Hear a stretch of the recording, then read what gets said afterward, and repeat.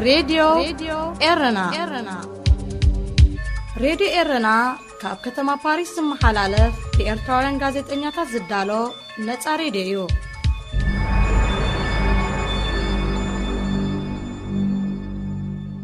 سلام أبزز اللخمو كبرا سمعتي نايلومي ربع 26 قنبت فنونا إنه يفلم الله أستاذ سلسميتن سوسان إرتراوين حيزا كابزت حالة جالباز تسرحي مسكال لامبيدوسا أب بريطانيا عودتي كايد أب السودان زباق أي بحري ناي هزوز اوان تاوجو برزيدنتات قبسن أمريكان أب قداي إثيوبيان فلسطيمن تميايتهم بأرستا زينا زفل لما تحستونا سومنوين مدبات أفريكا بسومنزن تتعمون كتغالليو مكتالكم بخبر عدم هذه إذاعة إرنا ناب زرزر زينا مس نسجر دما أب تقمتي كلتاشن 13 أستا 300 سوسان إرتراوين حيزا كابزت حالة جالبا كاب ترفراف عند سيتا استسرحي مسك لامبيدوسا أب بريطانيا نابزت تفلالي كبابيتات عدت يكايدالو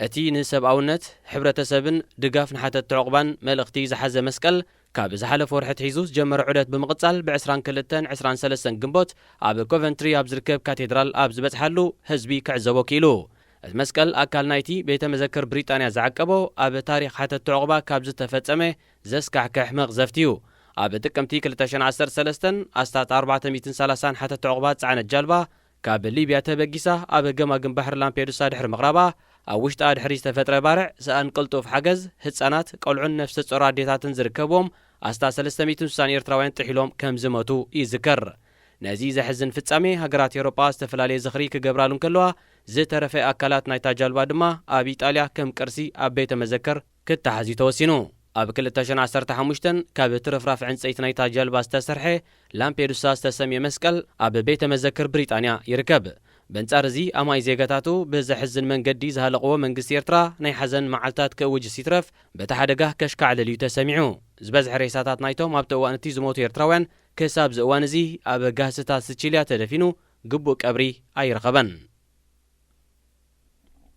أب السودان جماجم كحباري أب تركب ودبايت كتما بورت سودان ناي هتوت اوان تأوجو أتي كابسوني ساعتها دحر قطريس تأوجي ناي هتوت اوان دحرتي أب تاختما استوغهاري ناي قبيلة قجتاتيو أب قبرو علو نتي أواج زما حلالفه من قستاوي أقلقلو زينا أب تيستخايد ناي قبيلة قجت بوحدو حموش سبات كقتلون كلو 13 دما كم زغسلو قليسو أب قلي كبابيتات نايت زوبا دما ساعتات اتوتو تأوجلو من محدار زوبا غيح بحر ناي سودان بزعبات تيستخايد ناي قبيلة قجتاتيقون وريدو زلو قدات زرزراو مقلسي أي هابلون أب مبراق سودان زوبا غيح بحري بفلاي دما بورت سودان أب منغو قبيلاتات بين عمر هادن دوان نوبان تيدقا قامئوان قجتات كولع تسانيحيو أب زحلف عمتون ودى بورت سودان كاب نتفتاتو زسنا خليه قبيلاو قجتاتن هزباو نعبن تقواهيرو منبارو يذكر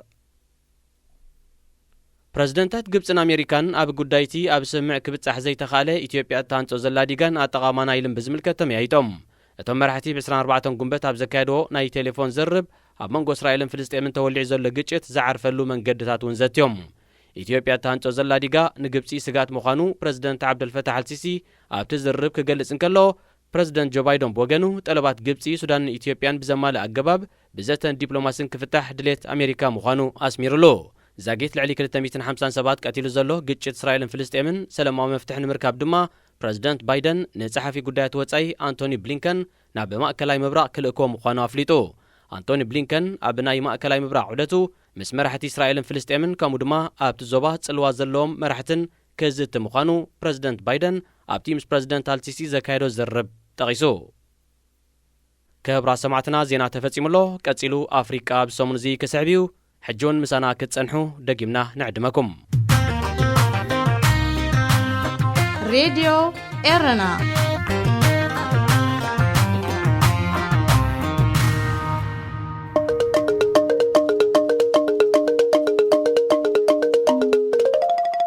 داغماي سلامتنا تقبلوا كبرات سمعتنا كابز قتيلو بعوت أرقاي زدالو أفريقيا بسومن زي كقرب سناي مكتتال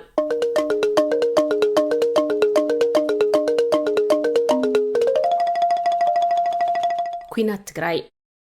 منقسي إثيوبيا دبلوماسيا وسعرات يقاتمو كوينات موداتو عنوتيو كوينات مجمرتا أمونغون صار وغنات زكايد سعرين تسعرين زلوي زمسل ዝሰዓረ ወገን እውን ንግዚኡ ስዒረ ኢሉ ክሕጎስ ይኽእል እዩ ስዒረ ክብል እውን ይረአዩ ኩናት ኣብ ዝካየደሉ እዋን ብኩሎም ዝሳተፍዎ ወገናት ሞት ስንክልናን ብርሰትን ከም ዝወርድ ርዱእ ኮይኑ ንዕኡ ተኸቲሉ ኣብ ህዝቢ ዝስዕብ ራዕዲ ስነ-ኣእምራዊ ፀቕጢ ዓመፅን ዘይምርግጋእን ብቐሊሉ ኣይፍወስን እዩ ኩናት ትግራይ ወተሃደራዊ ግጭት ጥራይ ኣይኮነን ነዊሕ ዝተጓዕዘ ናይ ስነ ሓሳብ ፍልሊ ኣብ ርእሲ ምጽንሑ ዓሌታውነት ተሓዊስዎ ክካየድ ዝጸንሕን ዝካየድ ዘሎን ብምዃኑ እሞ ድማ ሰላማዊ ህዝቢ ተጎዲኡ ብምህላው ወላውን ኩናት ደው እንተይሉ ዘስዕቦ ጽልዋን ስምብራትን ኣብ ሓጺር እዋን ክውዳእን ክርስዓን ይኽእል ኢልካ ምሕሳብ ኣብ ዘይከኣለሉ ደረጃ በፂሕሎ ب28 حدار رئيس ختما كلل تግራይ ዝኾነት ከተማ መቐለ ብሰራዊት ሓይልታት ምክልኻልን ተሓባበርቱን ኣብ ትሕቲ ቁጥጥር ድሕሪ ምእታዋ ኩናት ትግራይ ብዓወት ከም ተዛዘመ ቀዳማይ ሚኒስትር አብይ አሕመድ እኳ ተገለጸ ኣብ ልዕሊ ህዝቢ ዝወረደ ሕንሕነ ግን ሽዑይ ጀሚሩ ኩናት ትግራይ ብሽም ሕጊ ምኽባርን ጸጥታ ሃገር መዋሓስን ዝተጀመረን ኣብ ሓጺር ግዜ ክውዳእ ዝተባህለን ብምንባሩ ሓያሎ ሃገራት ብፍላይ ድማ ጽቕጥኽ ገብራ ዝኽእላን ጽልዋ ዘለወንን ነቲ ኩናት ደው ንምባል ኣመልኪተን ስጋኣተን ካብ ምግላጽ ሓሊፈን ዝኾነ ጽቕጢ ክገብራ ይተራያን ፌደራላዊ መንግስቲ ኢትዮጵያ እቲ ኩናት ኣብ ዝካየደሉ ዝነበረ እዋን ከም ሮይተርስን ቢቢሲን ዝኣመሰላ ማዕከናት ዜና ዓለም ትካላት ረድኤትን ሰብኣዊ መሰላትን ክራይሲስ ግሩፕ ዝተባህለ ንቕልውላው ዝከታተል ጉጅለን ካልኦትን ካብ ክልል ትግራይ ክወፁ ኣዚዙ ነይሩ ኩናት ምስተጀመረውን ነቲ ኩናት ክጽብጽባ ንዝፈተና ማዕከናት ዜና ፍቓድ ማህብ ኣብዩ ፌደራላዊ መንግስቲ ብተወሳኺ ኣብታ ክልል መስመር መራኸቢ ቴሌፎን ቆሪጹ መርበብ ሓበሬታ ኢንተርኔት ከልኪሉ ምትሕልላፍ ገንዘብ ባንክ ደው ኣቢሉ ካብን ናብን ዝግበር ናይ ኣየርን መኪናን መጓዓዝያ ዓጊቱ ብምንባሩ ብዙሓት ተዓዘብቲ ድሕሪ ዕጹብ ማዕጾ እንታይ ይካየዳሎ ኢሎም ክሓቱን ክጠራጠሩን መንገዲ ኸፊቱ እቲ ሓጺር ዝተባህለ ኩናት ግዜ ምስ መብልዑ ኣብ እዝኒ ማሕበረሰብ ዓለም ብሰፊሑ እናበጽሐ ድሕሪ ብምጽኡ ብኡ መጠን ዝኽንንኦ ሃገራት ትካላት ሰብኣዊ መሰላትን ማሕበራትን እናዓበያ መጽን ወረታት ምግሃዝ ሰብኣዊ መሰላትን ጾታዊ ዓመፅን ኣሸቒሉ ጥሜት ከም መሳርሒ ኩናት ብምጥቃሙ ብሓያሎ ተኾኒኑ እዚ ድማ ኣብ መዳይ ዲፕሎማስን ሞራልን ንኢትዮጵያ ክሳራ ኣኸቲሉላ ብፍላይ ሕብራት መንግስታት ኣሜሪካን ሃገራት ኤውሮጳን ብውልቀንን ብመንገዲ ሕብረተንን ብተደጋጋሚ ነቲ ኩናት ኮኒነንኦ ኣብ ኩናት ዝካየደሉ ከባቢታት ማሕበራት ተራድኦ ከኣትዋውን ጻውዒት ኣካይደን እተን ሃገራት ብተወሳኺ ኣብ ኩናት ኢድዩ ኢትዩ ዝነበረ መንግስቲ ኤርትራ ሰራዊቱ ክስሕብ ፌደራላዊ መንግስቲ ነቲ ኩናት ከተሃዳድእ ፍሉይ ሓይሊ ሰራዊት ኣምሓራን ሚሊሻን ካብ ትግራይ ክስሕብን ብተደጋጋሚ ጻውዒት ኣቕሪበን እንተኾነ መንግስቲ ኢትዮጵያ ኣብ ውሽጣዊ ጉዳይ ሃገሩ ናይ ካልኦት ሃገራት ምትእስሳው ከም ዘይቀበል እዩ ክገልጽ ጸኒሑ እቲ መንግስቲ ነዚ ክገልጽ ጸንሐ ግን ሰራዊት ግዳማዊት ሃገር ኤርትራ ኣብ መሬቱ ኣትዩ እናሃለወ እዩ ዝሓለፈ ወርሒ 23 ሚያዝያ 15 ሃገራት ዝኣባላቱ ባይቶ ጸጥታ ውድብ ሕብራት ሃገራት ኣብ ዘውፅኦ ሓበራዊ መግለጺ ኩናት ትግራይ ዘስዓቦ ምትሓስ ሰብኣዊ መሰላትን ግፍዕን ብፍላይ ድማ ኣብ ልዕሊ ደቂ ኣንስትዮን ኣዋልድን ዝወረደ ጾታዊ ዓመፅ ኣዝዩ ከም ዘተሓሳስቦን ዘሸቕሎን ገሊጹ ነይሩ ባይቶ ጸጥታ ነቲ ብሃገር ኣየርላንድ ዝቐረበ ንድፊ ኣብ ዘልተቐሉ እዋን ብተወሳኺ ኣብ ልዕሊ እቲ ተኻይዱ ዝተባህለ ገበንን ምትሓስ ሰብኣዊ መሰላትን መርመራ ተኻይዱ ኩሎም ኣብቲ ገበን ዝተሳተፉ ናብ ሕጊ ክቐርቡ ጸዊዑ صحافة ترادؤ ውድብ ሕብራት ሃገራት ማርክ ሉኮክ ናብ ባይቶ ጸጥታ ኣብ ዘመሓላለፈ መልእኽቲ ብወገኑ ሰብኣዊ ቅልውላው ትግራይ ካብ ዝኸፍአ ናብ ዝበኣሰ የምርሕ ከም ዘሎ ረድኤት ናብ ዝተጎድአ ህዝቢ ንምብጻሕ መሰናኽላት ይገጥሞ ምህላው ሰባት ብጥሜት ይሞቱ ከም ዘለዉ ብምግላጽ ብጉጅለ ኾንካ ደቂ ኣንስትዮ ምዕማጽ ልሙድ ኣብ ልዕሊ ምዃኑ ክሳብ ደቂ 8 ዓመት ህፃናት ኣዋልድ ግዳያት ይኾና ከም ዘለዋ ሓቢሩ ነይሩ ንሱ ብተወሳኺ ኩሎም ኣብቲ ኩናት ዝሳተፉ ዘለዉ ወገናት ኣብ ምህዳእቲ ኩነታት ክዋስኡ ጸዊዑ ኣምባሳደር ሕብራት መንግስታት ኣሜሪካ ኣብ ውድብ ሕብራት ሃገራት ሊንዳ ቶማስ ግሪንፊልድ ብወገና ህይወት ኣፍሪቃውያን ኣይገድስን ዲ ኮይኑ ኢላ ብምሕታት ንምንታይ ባይቶ ጸጥታ ከምቲ ኣብ ልዕሊ ካልኦት ሃገራት ዝገብሮ ሓባራዊ ኮናኒ መግለጺ ብምውጻእ ስጉምቲ ዘይወስድ ብምባል ሕቶ ቀሪባ ነይራ ኣምባሳደር ሊንዳ ቶማስ ግሪንፊልድ ኣፍሪቃዊት ኣሜሪካዊት እያ። ንሳ ነዚ ዝገለጸት ኣቐዲመን ሩስያን ቻይናን ባይቶ ፀጥታ ኣብ ሓባራዊ ስምምዕ ክበጽሕ ተቃዊመን ብምንባረን ግን ከዓ ኣብ ጉዳይ የመንን በርማን ተሰማሚዐን ብምንባረን እያ ንምንታይ ኣብ ኣፍሪቃ ክበጽሕ ኣብ ስምምዕ ዘይብጽሕ ብዘስምዕ ተቃውሞ ሂባ ዝነበረት እንተኾነ እዚ እውን ብተልእኾ ኢትዮጵያ ኣብ ውድብ ሕብራት ሃገራት ተነጺጉ እቲ ተልእኾ ኣብ ዝሃቦ መግለጺ እቲ ሕጊ ናይ ምኽባር ስርሒት ውሽጣዊ ጉዳይ ኢትዮጵያ ከም ዝኾነ ዝወርድ ሰብኣዊ በደላት ድማ እቲ ሃገር ባዕላ ብመንገዲ ኣብ ሃገራ ዝርከቡ ቤት ጽሕፈት ሰብኣዊ መሰላት ክጻረይ ከም ዝኾነት ሓቢሩ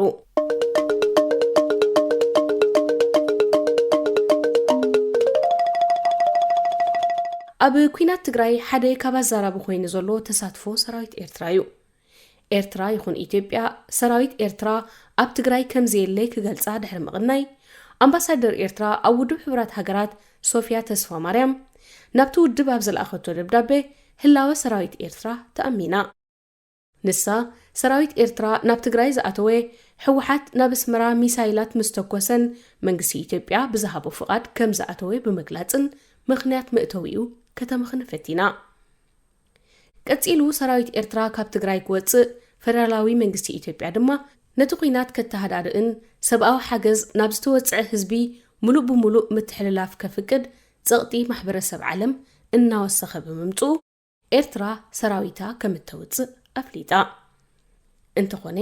ድሒሩ ውድብ ሕብራት ሃገራት ይኹን ናይ ተራድኦ ውድባት ሰራዊት ኤርትራ ክወጽእ ምጅማሩ ዘርኢ ዝኾነ መርትዖ ከም ዘየለ በአንጻሩ ሰሜናዊ ክፋል ትግራይ ተቋያጺርዎ በምህላው ኣብቲ ዞባ ሰብኣዊ ሓገዝ ከይግበር ዓንቂፉ ከም ዘሎ ሓቢሮም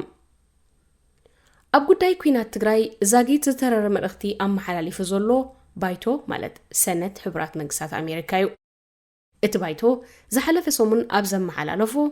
ንድፊ 97 ዝተሰሚየ መጠንቅቕቲ ሓዘል መልእኽቲ ተጻብኦታት ብቕጽበት ደው ክብል ብምጽዋዕ ኣብ ልዕሊ ሰብኣውነት ዝተፈጸሙ ኩሎም በደላት ኮኒኑ መንግስቲ ኤርትራ ሰራዊቱ ከውጽእ ብምጽዋዕ ድማ ሰራዊት ኤርትራ ይኹን ካልእ ፈጺሞሞ ዝተባህለ በደል ሰብኣዊ መሰላት ቅትለት ዝምታ ዓመፅ ኣብ ልዕሊ ደቂ ኣንስትዮ ኮኒኑ ባይቶ ኣሜሪካ መንግስቲ ኢትዮጵያ ኣገልግሎት ቴሌፎን ኢንተርኔት ባንክን መጓዓዝያን ናብ ንቡር ክመልስ ምስ ማሕበራት ተራድኦ ብምትሕብባር ሰብኣዊ ሓገዝ ናብ ዝምልከቶ ክበጽሕ ሙርኻት ብመሰረት ሰብኣዊ ሕጊ ኢትዮጵያን ዓለም ለኽን ክትሓዙ ናይ ፖለቲካ እስራትን ጋዜጠኛታትን ክፍትሑ ብሄራውን ዓሌታውን ኣፈላላይ ደው ክብል ጸዊዑ ዝተረረ ናይቲ ሰነት መጠንቀቕታ ድማ ዝምልከቶም ኣካላት ነዚ ኣቐዲሙ ዝተጠቕሰ ምዝሓል ኩናት ከተግብሩ እንተዘይክኢሎም ቤት ጽሕፈት ወፃኢ ጉዳያት ቤት ጽሕፈት ግምጃ ማለት ትሬጀሪ ውድባት ዓለም ለኻዊ ምትሕግጋዝ ምዕባልን ህንጸትን ዲፕሎማስያዊ ሓይልን ብምጥቃም ስጉምቲ ክወስዳ ቀጠልያ መብራህቲ ሂቡ ንመግለጺ ባይቶ ሕብራት መንግስታት ኣሜሪካ ተኸቲሉ መንግስቲ ተሃገር ብመንገዲ ቤት ጽሕፈት ወፃኢ ጉዳያት ኣብ ልዕሊ ሰበስልጣን ኢትዮጵያን ኤርትራን ናይ ቪዛ እገዳ ኣተግቢሩሎ ጸሓፊ ጉዳያት ወፃኢ አንቶኒዮ ብሊንከን ነቲ ናይ ቪዛ እገዳ አመልኪቱ ሰበስልጣን ኢትዮጵያን ኤርትራን ነቲ ኣብ ትግራይ ካብ ዝውላዕ 6 ኣዋርሕ ኣውጢሩ ዘሎ ኩናት ንምህዳእ ዝኾነ ይኹን ፋይዳ ዘለዎ ስጉምቲ ብዘይምውሳዶም ዝተወሰነ ከም ዝኾነ ሓቢሩ አንቶኒዮ ብሊንከን መግለጺኡ ብምቕጻል ናብ ህዝቢ ትግራይ ተባሂሉ ዝተላእከ ሰብኣዊ ረድኤት ብሰራዊት ኢትዮጵያን ኤርትራን ይዕገትን ይዝመትን ከም ዘሎ ኣብ ልዕሊ ህዝቢ ዝወርድ ዘሎ ግህሰት ሰብኣዊ መሰላትን ዓመፅን ደው ከም ዘይበለ ብተወሳኺ ሓቢሩ ንኢትዮጵያ ዝግበረላ ዝነበረ ናይ ቁጠባን ጸጥታን ሓገዝ እውን ደው ከም ዝብል ኣፍሊጡ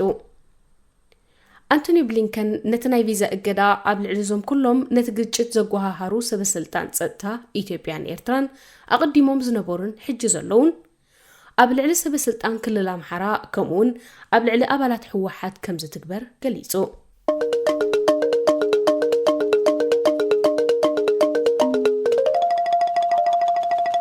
ተስፋ ዝተመኣቐለት ኢትዮጵያ ከም ዝኾነ ዝተነግረሉ አብይ አሕመድ ኣብ ስልጣን ድሕሪ ምምጽኡ እሱራት ፖለቲካ ብምፍትሑ ኣብ ወፃኢ ሃገራት ዝነበራ ፖለቲካውያን ሰልፍታት ናብ ዓዲ ከኣትዋ ብምፍቃዱ ዝተኣገዳ ማዕከናት ዜና ብምኽፋቱ ብሓያሎ ወገናት ኣድናቆት ረኺቡ ነይሩ أبي أحمد مس إرترا زنبري ناي 10 ዓመታት متفنان ናብ ንብሩ ክምለስ ዓብ ተራ ብምጽዋቱ ድማ ተሸላማይ ስልማት ሰላም ኖቤል ክኸውን በቂዑ ኣብ ጥቅምት 2019 ቀዳማይ ሚኒስትር ኢትዮጵያ አብይ አሕመድ ኣብ ከተማ ኦስሎ ኖርዌይ ተረኺቡ ናይ ሰላም ኖቤል ድሕሪ ምሽላሙ ኣብ ዝሃቦ መግለጺ ኣብ መንጎ ኤርትራን ኢትዮጵያን ኩናት ክጅመርን ከሎ መንእሰይ ወታደር ነይረ ናይ ኩናት ዕንወትን ጥፍኣትን በአካል ኣብ ግንባራት ዝረኣኹየ ክብል ገሊጹ ነይሩ አብይ አሕመድ ብተወሳኺ ኩናት ንኹሎም ዝሳተፍዎ ወገናት ገሃንም እዩ ኣብ ዓውዲ ኩናት ኣሕዋት ንሓድሕዶም ክዳብሑ ርኤ ብሰንኪ ደብዳባትን ተውስጠያይትን ህፃናት ደቂ ኣንስትዮን ኣረጋውያንን ብራዕዲ ከንቀጥቅጡ ርኤ ኩናት ንሰባት ናብ ልቢ ዘይብሎም ኣረሜናት ክቕይሮም ተዓዚበ ኣብ ልዕሊ ደቂ ሰብ ዘውርዶ ጭካኔ ተገንዚበ ዳርጋ ምልእቲ ኣሃዲ ብደብዳብ ክድምሰስ ምስክር ነይረ ብምባል ኩናት ዘስዕቦ ሰብኣዊ ህልቂት ኣብ ልዕሊ ቁጠባን ትሕቲ ቅርጽን ዘውርዶ ዕንወት ዘኸትሎ ናይ ደቂ ሰብ መምዝባልን ካልእ ጉድኣታቱን ዘርቲሩ ንኩናት ዘጸባብቁን ዝውድሱን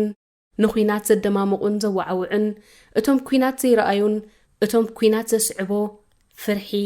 ሓዘን ልቢ ምስባር ዕንወትን ህልቂትን ዘይረኣዩ ምዃኖም ብምግላጽ ኣብ ቅድሚ ዓለም በሰላም እንድታድር ጎረቤትህ ሰላም ይደር بسلام كتحدر قربيتكا بسلام يحدر زبل مسلا بمقرب سلام كتتع كم زسرح قال أتيو لومي قدامي منستر أبي أحمد نتقدمو زود دسوس نبري محبر السبع علم بفلاي دما معرب أنت أرنا تلعيلهم تزراريوم يهرمنا له كبل يخصهم الله أفقدو ختمات علم أنت أرو سلامو سلفتات مكياد بتسعقي تتححيزهم موزلو تجارب وغنم اتي تشلام نوبل زخونه مراحي ناب العلواي بيت فردي جبنياتات كقربلهم يوم بعوتا رصوع زلو قدامي منستر أبي أحمد مس بريزيدنت إرترا إسياس أفورقي طبق زمدنا بمسرات أمانكو إرتران إثيوبيان زنبرة مسححاب ناب نبرو كوان تملسوه اتناي سلام سممع نخلل تقراي زمرحو حوحات زي كاتته بمنبارو ملا أين بران بزحات دما أبي إثيوبيا قاد إموزرلو وقع حد سلام زسعبو خينات كبلو يقلصوا يم سلام زسعبو خينات كبهال زخالي أبي أحمدن إسياس أفورقن سلام جيروم كنسوم نحوحات زاقيت بوقعي مخنياتو بزي تقلصا مخنيات كتصنبرو أي كالون أبز حج اوان دما كلتي مرحتي سسمام علوز مسل كويناتيو تخايدو سلام دحر مسعبون بقو بريزيدنت إسياس أفورقي صوتا توديو جيم اوفر وياني كبل تسميعو بمنبارو وديت كينبرو أي ترفن حوحت بوغنوم قدم سلام يخون دحريو كابتا بالعلواي بيت فردي زي هيك ناي إرترا مخناس توسنت تنقو خينات إرتران إثيوبيان كم زخونت زنقر اللابادمي كي وطيام تانيحهم إرترا دما بزو خينات ناب تقراي بمئتاو مريتاخ تملس مخنيات كوينو والو بمسرت بريزيدنت إرترا إسياس أفورقي كلتي بزعبا تقراي زبهالن بتقارو زفنو حبريتان وطو حسوتيو نسو تنبل مبل 30 عمت معالتنات النتا ملكيتو أبزهابو مقلتي وياني إن 10 عمتات سحزوو لو مريت إرترا فايدا سرزي رخبلو بغصبتاو عندرا تهنديدوم متقعتي 4 كيلوم ميسايلات كم زورورو حبيرو اتعندار متقعت مسبر عني تسلبيتكا ني إرتران متقع زتخايدن زكايد زلوم ني حاسوت بروباغاندا علم زسعبو زلو قلوع شفتن تفشنانيو كبل كليتو انتخوني نمقلتي بريزيدنت إسياس بمتصرار بزبزحا ني علم منقستات تكالات سبقاو مسلاتن ودبات ترادون إرترا بدل كم زفتسمتن سراويتا كاب تقراي كتوتسئنيو زسوع زلو أبزخوينات زي كلهم وغنات حدقتات كيروم قدايوم أبزوريات إربيزا كف بمبال كفتحوه إناقالو نابدماو كينات أمريحهم أبز حج اوان دما ني إثيوبيا يخون نرقات قرن أفريقا أملكت حتو يأتي ويركب بزيكا أبلع الهزب زوارد قدات أبلع لي أبيات حكمنا يونيفرسيتات فابريكاتات نبرت والكسبات متأنا سفيح عنواتن زمتان تجيرو بمهلاو بحفشا ناب جبن كينات كم الرحزخ البدل كم استفدت سميو زقلت زلو ኩናት ትግራይ ጅምር ከይበለ ሰዓር ዘይብሉ ሓደገኛ ኩናት ከም ዝኸውን እዮም ሓያሎ ተንተንቲ ዝገልጽዎ ነይሮም። ምኽንያቱ ስነ ሓሳቡ ካብ መራሕቲ ሓሊፉ ብዕምቆት ኣብ ህዝቢ ኣትዩ ምንባሩ ሕጂ ድማ ንመላእ ኢትዮጵያ ኣብ ናይ ሕድሕዳዊ ብሄራዊ ምትፍናን ከተምርሕ ቀሲብዋ ኣሎ። ሕወሓት ብወገኖም ኣቐዲሞም ብ27 ሕዳር ብዓይነቱ ዝተፈለየ ቃልሲ ከነካይድ ኢና ክብሉ ድሕሪ ምጽንሖም ኣብዚ ሕጂ እዋን ኣብ ዝተፈላለየ ከባቢታት ትግራይ ህላውነቶም ኣረጋጊጾም ኣለዉ። ኣብይ ኣሕመድ ብወገኑ ኣቐዲሙ ኣጥፊናዮም ከም ሓርጭ በቲናዮም ድሕሪ ምባሉ ድሒሩ ምስ ህዝቢ ተሓዊሶም ይዋግኡን ኣለዉ። ከነጥፍኦም ኣይከኣልናን ክብል ተሰሚዑ እዩ። ኣብዚ ኩናት እዚ ብዘይካ ፌደራላዊ መንግስትን ሰራዊት ኣምሓራን ኤርትራን ሕወሓት እውን ምጽራያት ዘድልዮ ዝተፈላለዩ ገበናት ገይሩ ክኸውን ከም ዝኽእል እዩ ዝኽሰስ። እንተኾነ ኣብዚ ኩናት ከም መራሒ ሃገር ቀዳማይ ሚኒስትር ተሸላሚ ሰላም ኖቤል ኣብይ ኣሕመድ እዩ ዝዓበየ ዲፕሎማስያዊ ክሳራ ዘመዝገበ። ኢትዮጵያ ኣቐዲማ ኣብ ዞባውን ኣህጉራውን ምትእኽኻባት ብቐዳምነት እያ ትዕደም ነይራ። ኣብ ገሊኡ እውን ከም ናይ ቀርኒ ኣፍሪቃ ተጸዋዒት ትርአ ነይራ። እንተኾነ ኣብ ዝሓለፈ ቅንያት ጥራይ ኣብይ ኣሕመድ ኣብ ዕድመ ምትሕግጋዝ ኣፍሪቃ ፈረንሳ ኣይተዓደመን።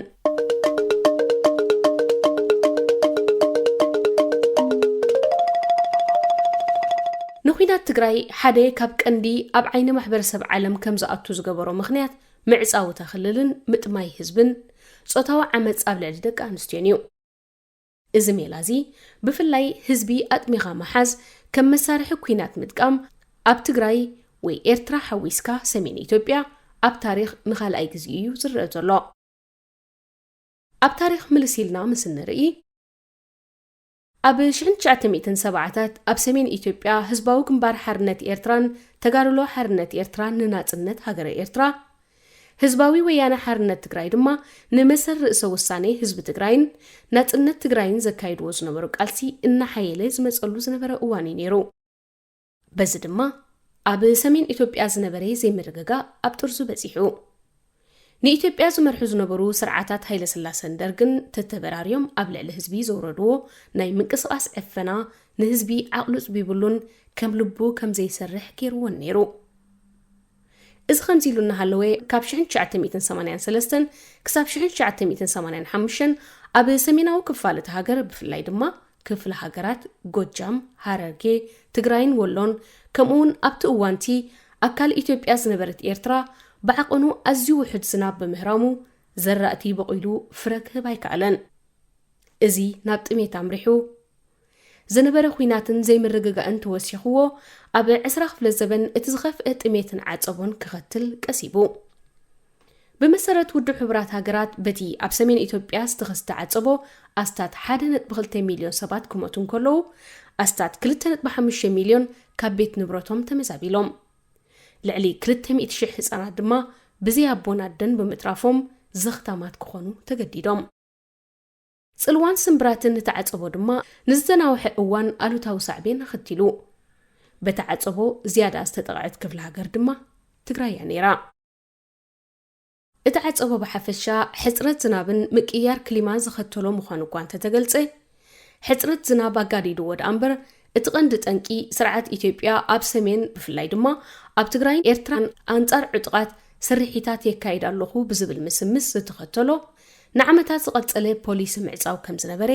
ማእከል ማሕበራት ተራድኦ ኦክስፋም ኣብ ዝተኻየደ መጽናዕቲ ይገለጽ። ኣረስትና ብዛዕባ ትግራይ ብምዃኑ እቲ ጉዳይ ናብቲ ከባቢ ኣተኪርና ምስ ንሪኦ ኣብ 1977 መራሒ ኢትዮጵያ ዝነበረ መንግስቱ ሃይለማርያም ኣብ ልዕሊ እታ ክፍለ ሃገር ዝተኸተሎ ናይ ምዕጻው ፖሊሲ ህዝቢ ከይንቀሳቐስ፣ ከይሓርስ፣ ከይነግድን ካልእን ዝእግድ ነይሩ።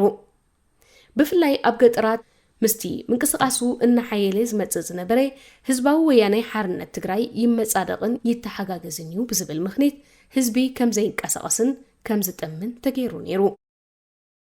ኣብ 1983 ድሕሪኡ ዓጸቦ ድሕሪ ምኽሳቱ ድማ ንህዝቢ ዝተባህለ ብማሕበረሰብ ዓለም ዝተለገሰ ረድኤት ብግቡእ ናብ ህዝቢ ከይበጽሕ ብምግባሩ ነቲ ጥሜት ዝያዳ ኣጋኒንዎ። ብፍላይ ኣብ ገጠራት ዝነበረ ህዝቢ ረድኤት እንተተዋሂብዎ ንዕጡቓት ሕወሓት ክናብየሉ እዩ ብዝብል ምስምስ ህዝቢ ብኣልማማ ናብ ዓጸቦ ንኸምርሕ ተሰሪሕሉ። ብፍላይ ናብቲ ሕወሓት ዝቆጻጸሮ ዝነበረ ከባቢታት መግቢ ይኹን ረድኤት ከም ዘይኣቱ ድማ ተገይሩ እዚ ፖሊሲ ሞት ናይ 10ታት ኣሽሓት ተኸቲሉ በዚ ድማ ስርዓት ደርግ ንዓጸቦ ከም መሳርሒ ኩናት ከም ዝተጠቕመሉ ኦክስፋም ይረድእ ሕጂ ድሕሪ 37 ዓመታት ኣብ ኢትዮጵያ ክልል ትግራይ ተመሳሳሊ ኩነታት ይርአ ብምህላው ኣብቲ ከባቢ ታሪኽ ይድገም ከይህሉ ተዓዘብቲ ስጋቶም ይገልጹለው ኣብዚ ሕጂ እዋን ኣስታት 4.5 ሚልዮን ሰባት ሓገዝ መግቢ ከም ዘልዮም ድማ ይግለጽ ዛጊት ተረኺቡ ዘሎ ጸብጻብ ድማ ኣስታት 200 ሰባት ብሰንኪ ጥሜት ሞይቶም ከም ዘለው ክፍለጥ ተኻኢሉሎ ከም ተቐዲሙ ዝተገልጸ ኩናት መወዳእቱ ዕንወት እዩ ኢትዮጵያ ኤርትራ ይኹና ሃገራት ቀርኒ ኣፍሪቃ ተደጋጋሚ ኩናት ኣብ ምክያድ ዝጸንሐን ህዝበን በብእዋኑ ማሰይቲ ክወርዶ ዝጸንሐን እየን በሰላ ሓደ ኩናት ከይሓወየ ናብ ካልእ ኩናት ይሰጋገራ ብምህላውን ድማ ማሕበረሰብን ጉድኣት ወሪድዎ ህዝበን ተሰዲዱ ብቁጠባ ተሃስዩ ኮታስ ብኩሉ መዳየን ንድሕሪት ተጎሪተን ይርከባ በዝብ ትግራይ ዝተኻየደ ኩናት ህዝቢ ጉድኣት ወሪድዎ እዩ ንምሕዋይ ድማ ግዜ ዝወስድ ይመስል ሕጂ እውን ገና ኩናት ኣይተወደአን እንተኾነ ናይ መወዳእታ ዘላቒ ፍታሕ ዘሰፍን ስጉምቲ እንተሃልዩ ኣብ ማኣዲ ሰላምን ዝርርብን ምቕራብ ጥራይ ክኸውን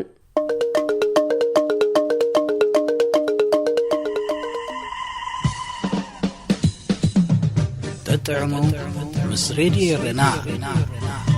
ኣብዚ መደብ እዚ ንማሕበራዊ ህይወት ዘንጸባርቑ ጽሑፋት ግጥምታት ድርሰታትን ዋዛታትን ዝቐርቡ ኮይኖም ኣብ ህይወት ንዘጋጥሙ ጸገማትን ኣፈታትሖምን ኣመለኻኽታና መዓልታዊ ህይወትና ተዘክሮታት ንእስነትን ካልእ ንኣጠማምታና ውልቃዊ ህይወትና እናንጸባረቐ ዘዘናግዕን ምኽርታት ዝልግስን መደብ እዩ ተጥዕሙ ምስ ሬድዮ የርና سلام كمي تقنيو فتوح تخاتلت مدب تطعم سريد يرنا زيتو الربع صغربلكم مدبكم مدب تطعميو نلمون كم تلمود نعخوم يخوبني زبن لا يتحس تدالينا أب مدب ساعتنا ترغيبنا لنا كساف تسامي مدبنا مسانا حبيركم بخبر خصان حزو دماوكم أدالونا أقرب المدب تسفيت يوهانسي سناي مكتتال راديو إرنا شينغ دونغ بموكايا كبدا ترجم أوشا برهان أب سمين كوريا بزح باسم أسرتي ركبيمو منغس سمين كوريا أحتنافسه ما يتبرهانين بزبل مسكوا نزخون يخون زيغا كم كأحزبلو أبيت ما أسرت خساقيون كحيراني خاليو معس زدراي زخون نحلفت كأسر توسنو لسب منم أبساس زي بلوم أبالات بيتسبو مسؤوخ السوري كبار نلومي ناي حادي بخمزيه هوات حلفة شينغ دونغ هونغ التبهالي أسور تاريخ هوات كواقعكم شينغ دونغ 36 زادميو من أسيو كابزن 36 أب مدريز انحلن عمتاتو أتن أسران 4 عمتات أب سميناو كفالة هاجر أب زركب بوزر 14 زفلت بيت مأسرتي وحلفوا أز بيت مأسرتي مأتهم بر موزق زي بلو سبات نحلفت زأسرلو بيت مأسرتيو أز بيت مأسرتي نشينغ زعبيلو بوتات راح زيكونا استولدولو بوتاوني زنبرا أب أتوليدو أبا عابيو بزعبا كابتا تأثير لاز نبرا عالم وزعي زركب عالم منهم مافلوط يبلون شينغ التأثر له مخنيات جبن سلة ترخبو يكونان مس جبن بستها هذا قداي سلة تتأرطرهنا ينبران جبننيا تباهلون حلفت كفرد تبين له ولاديو زنبرا ولاديو أبيت مأسرتي بزرعي ووز وبقت كبار نحنت خابتن كم آتاتهم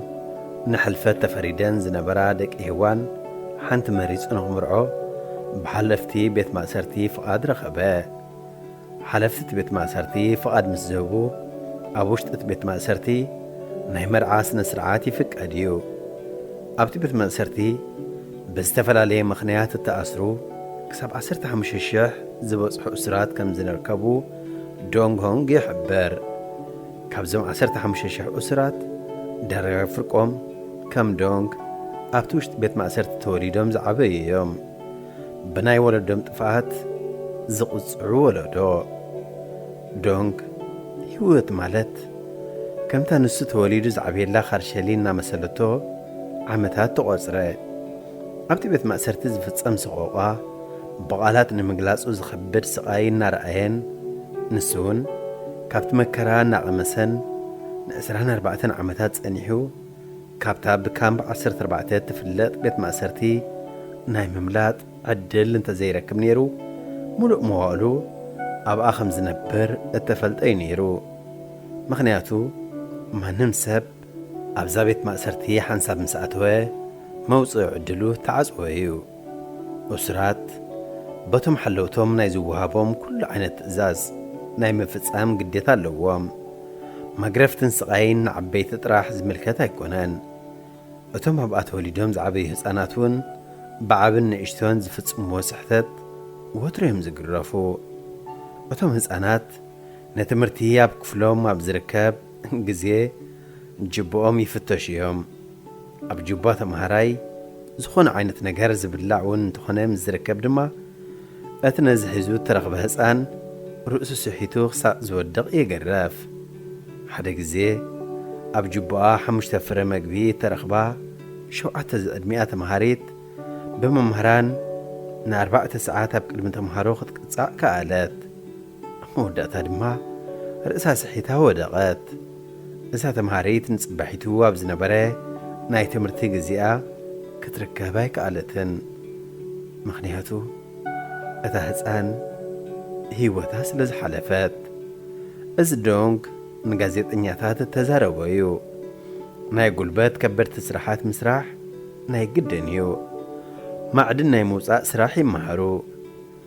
ኣዴታት ድማ ብርቱዕ ናይ ጉልበት ስራሕ ክሰርሓ ይግደዳ። ጎራዙ ድማ በቶም ናይ ሓለዋ ኣባላት ንዝተፈላለየ ዓመፅ ዝተጋለጻየን። በዚ ድቅም ዝሕዛ ድማ ይቕተላ። እሱር ብጥሜት ተሰኒፉ መግቢ ክሰርቕ ምስ ዝፍትን ክሳብ ናይ ሞት መቕጻዕቲ ክበጽሖ ይኽእል። ካድም ፈቲኑ ተታሕዘ ድማ ከምኡ ዕጩው ሞት እያ። ዝኾነ ብሓለፍቲ ዘይተፈቕደሉ ኣብ መንጎ እስራት ናይ ፍቕሪ ርክብ ምምስራት ክሳብ ናይ ሞት መቕጻዕቲ ዘብጽሕ ገበን እዩ። ኣብ ውሽጢ ቤት ማእሰርቲ ናይ ሕሳብ ቅመርን ናይ መጽሓፍ ዘኽእል ዓይነት ትምህርትን ይወሃቦም እዩ። ካብኡ ብዝሓለፈ ግን ቴሌቪዥን፣ ጋዜጣ፣ ሬድዮን ካልእ ናይ ሚድያ ነገራትን ኣብቲ ቦታ ክትረክብ ክሕሰቡን ዘይከኣል ነገር እዩ። ኣብኡ ተወሊዶም ዝዓበዩ ህፃናት ከምኡ ዝበሃል ነገር ከም ዘለውን ከም ዘይፈልጡ ዶንግ ይሕብር። ብቐጻሊ ኣሲሮም ክገርፉኒ የእዳወይ ተጐድአ እሞ ሓደ መዓልቲ ካብኡ እተፈልየ መቕጻዕቲ ከም ጽበየኒ ክርዳእኒ ኸኣለ። የእዳወይ እግረይን ብምእሳር ድማ ኣብ ዕንጨይቲ ኣንጠልጠሉኒ። ዝባነይ ድማ ብመግረፍቲ ቖሰለ። ኣብ ኣካላተይ ድማ ፍሉይ ሙቐት ክስማዓኒ ጀመረ። ለካ ነቲ ዝቖሰለ ኣካለይን ብመግረፍቲ ዝደንዘዘ ኣካለይን ብሓዊ የቃጽልዎ ነበሩ። ዝተጠብሰ ኣካለይ ክሽትተኒ ጀመረ። ሕማሙ ከበደኒ። ርእሰይ ምሳሓትኩ ግን ብድሕሪኡ ተፈጥረይ ኣይፈልጥን። ዶንግ ሆንግ ዝኹሉ መከራ ሓሊፉ ኸይኣኽሎ ብ14 ዕድሚኡ እናሃለወ ካልእ መከራ ተቐበለ። ለካ ወላዲቱን ሓውን ካብቲ ቤት ማእሰርቲ ንምምላጥ ፈቲኖም ስለ ተታሕዙ ኣብ ካልእ ቤት ማእሰርቲ ተኣሲሮም ነይሮም እዮም። ዶንግ እዚ ኩሉ ይፈልጥ ኣይነበረን። ኣባላት ሓለዋት ቤት ማእሰርቲ ድማ ስድራኻ ኸሃድሙ ምዃኖም ትፈልጥ ነርካ ኢኻ እናበልዮም ዝገርፍዎ ዝነበሩ። መወዳእቱ ድማ ናብቲ እስራት ዝቕተልሉ ቦታ ብጽሑን እሞ እፎይታ ተሰማዓኒ ይብል ዶንግ። ካብ ዝፈልጦ ናይ ስቓይ ህይወት ንዘይፈልጦ ሞት ዘፍርሕ የብለይን። እኳ ደኣ ደስ እናበለኒ ከም ምውት ክዳሉ ይግባአኒ እዩ። ኢሉ ሓሰበ ከምዚ ሓሰብ ወደ ኣይኮነሉን እምበር ዝበኣሰ እኳ ደኣ እቶም ንምምላጥ ዝፈተኑ ወላዲቱን ሓውን ካብቲ ዝሳቐየሉ ዝነበሩ ቦታ ኣብ ቅድሚኡ ብምምጻእ ኣብ ቅድሚ ዓይኑ ቐተልዎም ወላዲተይ ንናይ መወዳእታ ምፍልላይ በትኹረት ጠመተትኒ ይብል ዶንግ ንብዓቱ እናፍሰሰ እዚ ገይሮ ማእከላት ጻብዕቱ ብምቑራጽ ናብ ዝነበሮ ቤት ማእሰርቲ መለስዎ መወዳእትኡ ናብታ ዶንግ ተኣሲሩላ ዝነበረ ክፍሊ ሓደ ሓድሽ እሱር ተጸምበሮም ዶንግ ቁኑዕ ሰብ ኮይኑ ተሰምዖ ብዛዕባታ ካብ ቤት ማእሰርቲ ወጻኢ ዝነበረት ዓለም ድማ ከውግዖ ጀመረ ዕርክነቶም ኣደልደሉ ሓደ መዓልቲ ድማ ካብታ ዝነበርዋ ናይ ምድሪ ሲኦል ክንዲ ዝኸፈል ዋጋ ኸፊሎም ከምልጡ ተሰማምዑ ካብ ዕለታት ሓደ መዓልቲ ድማ ናብ ቀጽሪት ቤት ማእሰርቲ ተጸግዑ ሰብ ኣይነበረን ብድሕሪኡ ድምፂ ሰብ ዝሰምዑ መሲልዎም ብቕጽበት ብዝከኣሎም ንምምላጥ ጐየዩ ዶንግ ነቲ ቐጽሪ ከመይ ከም ዝጠሓስክዎ ኣይዝክረን ይብል በታ ቅጽበት ምስቲ ሓድሽ ፈታዊኡ ተፈላለዮም ዶንግ ሒዞሞ ኸይኮኑ ዝብል ሓሳብ እናጨነቆ ናብ ከተማ ገጾም ረሐ ኣብ ከተማ ሰባት ዝተፈላለየ ሕብሪ ዘለዎ ክዳውንቲ ገይሮም ዘወን ክብሉ ተዓዚቡ ተገረመ ምግቢ ገዚኦም ክበልዑ ስለ ዝረኣየ ተደነቐ ንሱ መግቢ ክሳብ ትጸግቦ ክትበልዑ እትኽእል ነገር ምዃኑ ይፈልጥ ኣይነበረን ሓንቲ መዓልቲ እውን ክሳብ ዝጸግብ ተመጊቡ ኣይፈለጥን ኣብታ ዝነበረ ዓለም ብህይወት ንመጽንሒ ዝኾኖም ጥራሕዮም ዝቐምሱ ዝነበሩ ዶንግ ብናይ ነገር ኣጋጣሚ ምስ ተጠባበቕቲ ሰብኣዊ መሰላት ስለ እተራኸበ ናብ ለንደን ከም ዝመጽእ ተገብረ ዝሕለፎ ህይወት ንጋዜጠኛታት እናነገረ ድማ ብመልክዕ መጽሓፍ ታሪኹ ናብ ዓለም ክበጽሕ ከኣለ ጸሓፊ መኳያ ከበደ ትርጉም ኦሾ ብርሃን ሬድዮ ኤረና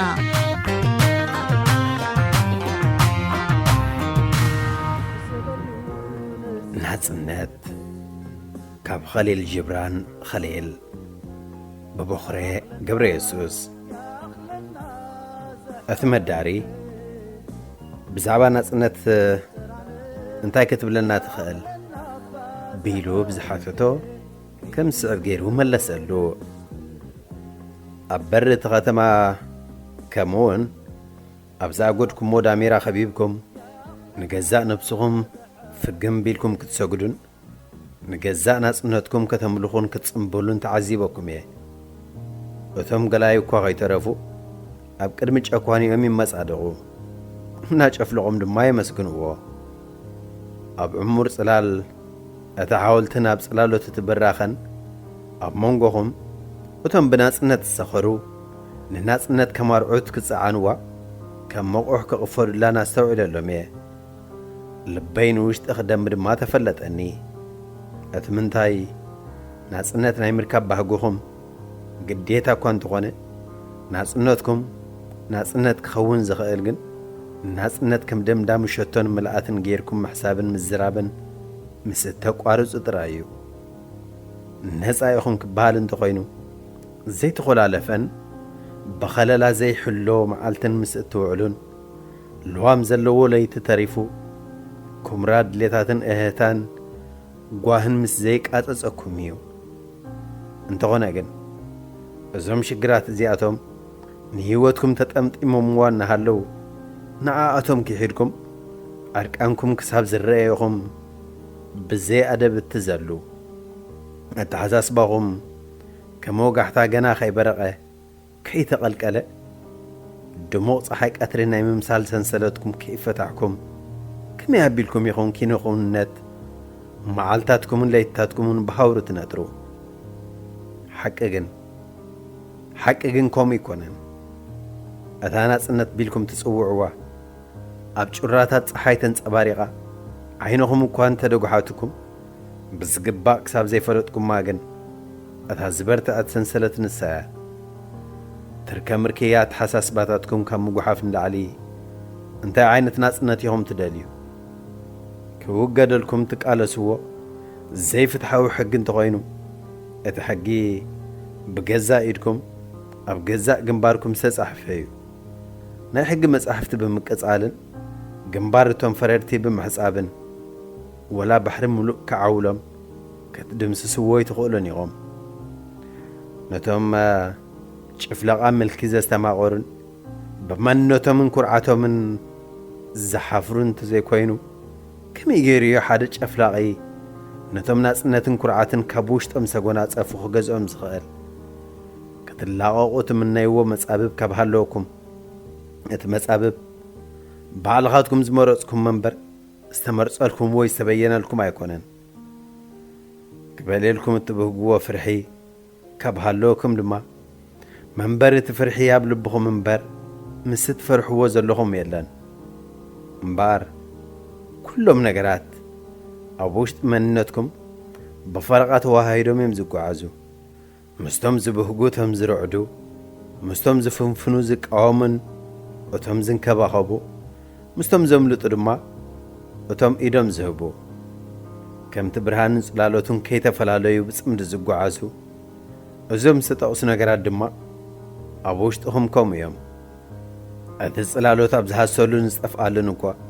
أتصنح برهان صلالوت نايت حدش برهاني زغير سلازد مايو محنقو ناصنتكم مستبتك أتناصنت تقلبيتو محنقو نزعبي ناصنتات زخون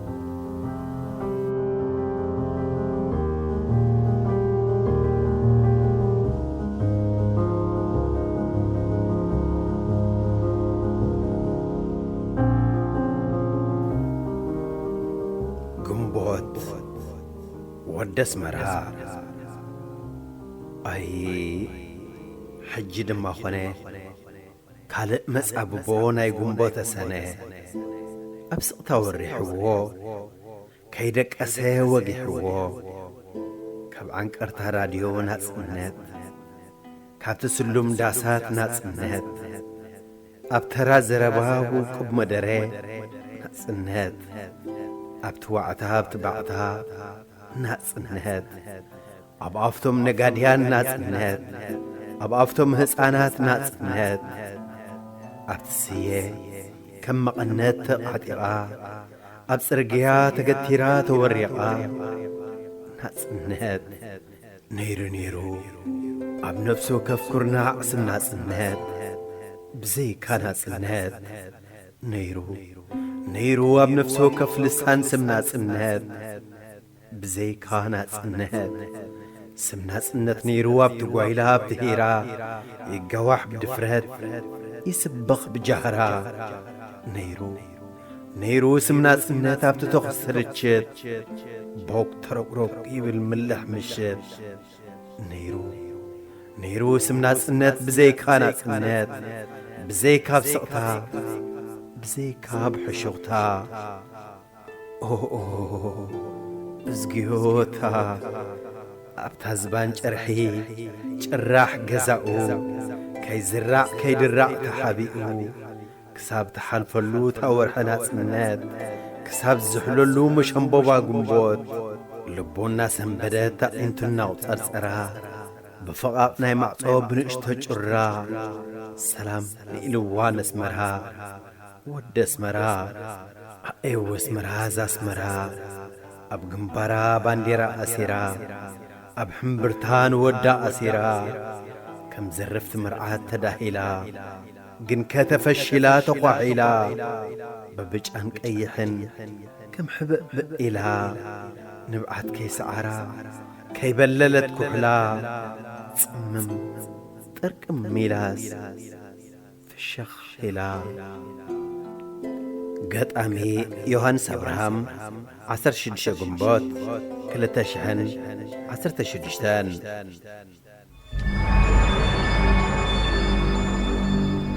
نحر نمهد دوي للأخو صنع تبع إليه كرع قنع إليه نحرنت دويل اللخو حق تأثير واب شلاب السفرة قوام تقديد واب قرى قد مستقبرة أأزانو سأميمو مسهل مسدن قرى أعنتو فسيسو فتح مسعورة إنه خو تنسئة على بافرحي ترقئة صنع تبعيلة كرع قنعيلة نحرنت دويل اللخو حلمي تقتلو سلام مسقول ببني باقي تزميته تسفاي مسموتني نصبح كصبحبه لو مخيداتني أب عدي كباري قدن مسكونني إنه خو تنسئة على بافرحي ترقئة صنع تبعيلة كرع قنعيلة نحرنت دويل اللخو أب هاقري مستقوانوخو زيغا مخاني تريفو بزوء مسكونكو زي سبت قزئيري مسحاسركو نزنبور منبار مستخوننكو إنها خو تنسئة على بافرحي ترقئة صنع تبعيلة كرع قنعيلة نحرنت دويل اللخو وانها خو تنسئة على بافرحي ترقئة نسلا فتحي نسلا مسل بعوتخ موجود كتصوع كجدر حرنت كبل نحرنت كجادل عسرت ساب كموت كساب زقبر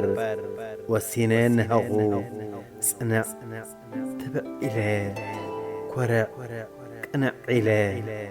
نحرنت دويل اللخو قطامي هبتم كيدانا راديو إرنا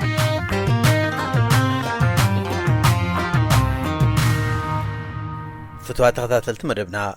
بزقرمنا لكم تحسوا عاقبكم تزانيكم كتكونوا تسفانا قبرنا نايلم تحسنا أبزازمنا لنا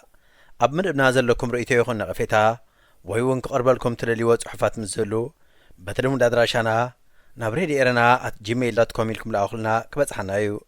بتوسخونا فيسبوك تسفيت يوهانس بموبال أبناء مل اختصاص أنك تقدر فلاي كم تقولوا كزخاخركم دالي بسترفة بزمس ربوع أبتا مساسال ساعتين بستفليت حسن كسابن الراخب تطعمو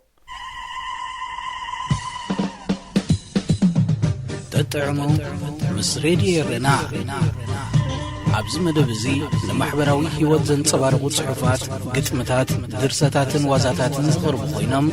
اب هيوت نزقاطمو صقماتنا فتاتحومن عملخختانا معلتاوي هيوتنا تذكروتات نسنتن كالي ناطمامتنا بولقاوي هيوتنا نانصبارقه ززناقعن مخرتات زلقسن مدبيو تطعمو مس راديو رنا